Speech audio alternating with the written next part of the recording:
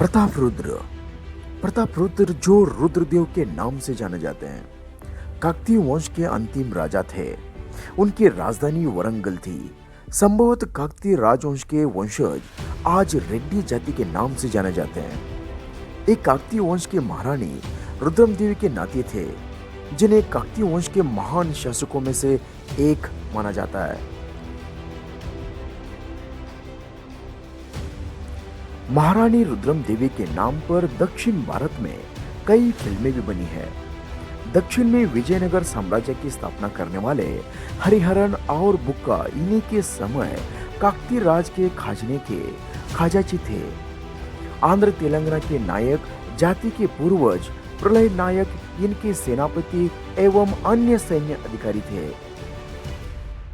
दोस्तों, इन्हीं के समय शैतान उलंग खान ने काकतीयों की राजधानी वारंगल पर आक्रमण किया था, पर प्रतापरुद्र की सेना ने आक्रमणकारी उलंग खां की सेना को दौड़ा कर मारा था। उन्होंने उनके सैन्य शिविर को लूट लिया और उन्हें कोटगिरी तक खदेड़ दिया। उलंग खां अपनी सेना सहित देवगिरी भाग गया। दोस्तों, मुस्लिम इतिहासकार जाउद्दीन बर्नी लिखता है कि वारंगल के माटी दुर्ग और पाषाण दुर्ग में बहुत से हिंदू सैनिक थे। प्रतिदिन तीव्र झड़पें होने लगी और दुर्ग से भीषण अग्नि वर्षा होती थी और दोनों ओर के बहुत लोग मारे जाते थे। उलंग खां दुर्ग ध्वस्त करने और राय को बंदी बनाने का पक्का इरादा कर लिया था। दोस्तों, प्रताप रुद्र की सेना ने आक्रमणकारी उलंग खान को या फिर उलंग खान की जो सेना थी उस सेना को दौड़ा कर मारा था। उन्होंने उनके सैन्य शिविर को लूट लिया और उन्हें कोटीगढ़ तक खदेड़ दिया। दोस्तों, उलंग खान अपनी सेना सहित देवगिरी भाग गया था। दोस्तों, मुस्लिम इतिहासकार इसामी ने भी कुछ इस प्रकार का वर्णन किया है।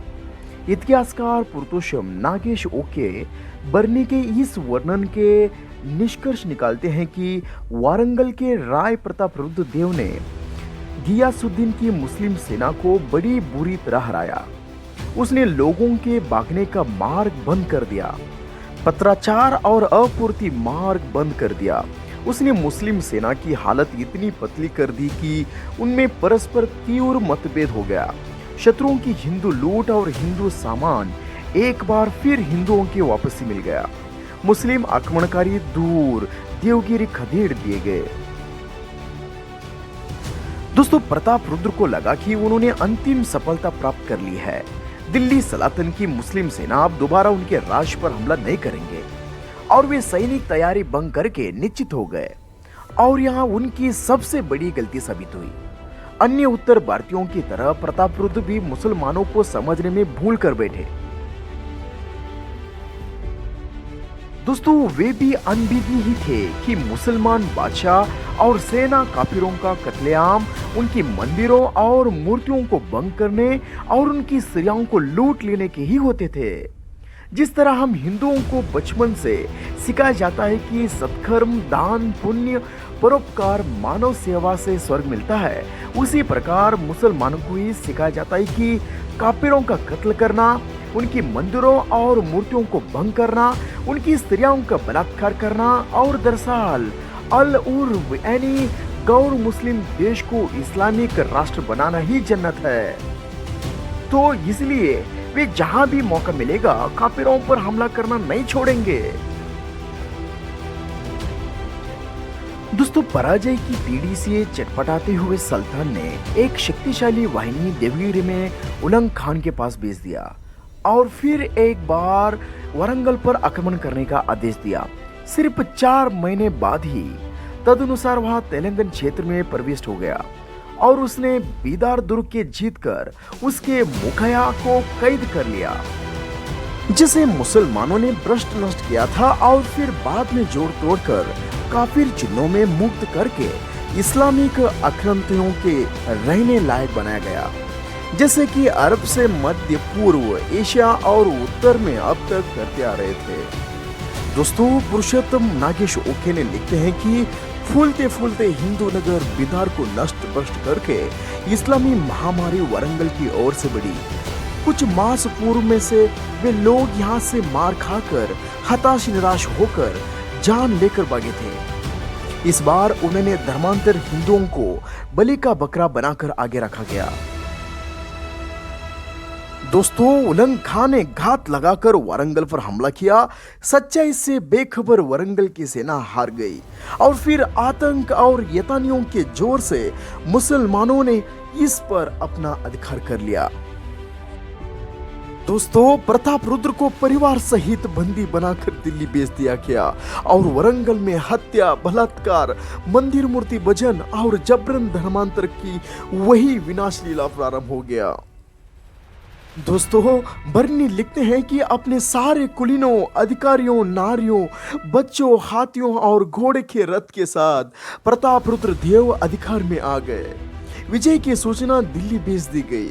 वारंगल का नाम बदलकर सुल्तानपुर रख दिया गया और सभी बंदियों को दिल्ली गियासुद्दीन तुगलक के पास दोस्तों, भेज विभिन्न दिया गया। इतिहासकारों और अभिलेखों के अनुसार राजा प्रताप रुद्र ने शोक और ग्लानि से रास्ते में ही आत्महत्या कर लिया गया और इस प्रकार काकतीय वंश का दक्षिण भारत से सदा के लिए अंत हो गया। उनके राज को दिल्ली सल्तनत में मिला लिया गया। उलंग खान ने वारंगल का नाम बदलकर सुल्तानपुर करने के बाद कुछ दिनों तक वहां रुका। दोस्तों, उलंग खान को 1326 में उसे दिल्ली बुला लिया गया। वहां वारंगल का शासन नवा धर्मांतरित मुस्लिम मलिक मकबूल के हाथों में सौंपकर, जो पहले काकतीय सेना नायक हुआ करता था, दिल्ली चला गया। उसका हिंदू नाम नागయ్య गन्ना युबुदु था। दोस्तों, इन्हीं परिस्थितियों में भी आंध्र तेलंगाना की जनता ने हार नहीं मानी। उन्होंने अपने अपने स्तर से आक्रमणकारी मुसलमानों का विरोध करना शुरू किया। उनमें से एक मुंसुरी कपया नायक थे, जिन्होंने विद्रोही की संगठित करके पूरी ताकत से आक्रमणकारी मुसलमानों का विरोध किया। वे मुंसुरी प्रलय नायक के भतीजे थे। दोस्तों, मुंसुरी कपया नायक ने एक विशाल हिंदू सेना का संगठन किया। उनकी सेना में 75 नायक थे। शैतान उलग खान, जो अब अपने पिता गियासुद्दीन तुगलक की हत्या करके मोहम्मद बिन तुगलक के नाम से खुद दिल्ली का सुल्तान बनाया गया था। दोस्तों, प्रलय नायक ने 1328 में समुद्र तटीय आंध्र प्रदेश को मुसलमानों से मुक्त कर लिया। 1329 में उन्होंने चालुक्य राजकुमार सोमदेव के साथ मिलकर कुर्नल को केंद्र नहीं थे कि छठे विद्रोह का समाचार भी आ पहुंचा। वारंगल के वीर हिंदुओं ने विदेशी मुसलमान भेड़ियों को दबोच लिया था। एक वीर हिंदू देशभक्ति कपया नायक ने मुस्लिम बगेरों की हिंदू तलवार का स्वाद चखाने का निश्चय कर लिया। सुल्तान का मुस्लिम गुर्गा मलिक काबुल इतना भयभीत हो गया था कि बिना पीछे देखे वहां सीधा दिल्ली भाग आया। कान्य नायक का प्रत्याक्रमण इतना सफल रहा कि एक वीर में आंध्र का मुस्लिम फंदा कटकर नीचे गिर पड़ा। आंध्र प्रदेश मुस्लिम लूटपाट से पूर्णत मुक्त हो गया। आशा है कि वारंगल की इस महान हिंदू देशभक्ति का याद वहां के निवासियों के दिल में अब भी ताजा होगी। दोस्तों, नायब बंधु ने प्राचीन गौरव और वैदिक शिक्षा और संस्कृति को फिर से स्थापित कर लिया। उन्होंने उन मंदिरों को भी पुनः प्रतिष्ठित किया जिन मुसलमानों ने नष्ट भ्रष्ट कर दिया था। कपया नायक ने फिर अन्य हिंदू विद्रोहों के भी मुस्लिम आक्रमणकारियों के विरुद्ध सहायता और सहयोग दिया। लगभग इसी समय हरिहरन और बुक्का ने भी तेलंगाना को मुसलमानों से मुक्त करके विश्व प्रसिद्ध विजयनगर साम्राज्य की स्थापना की।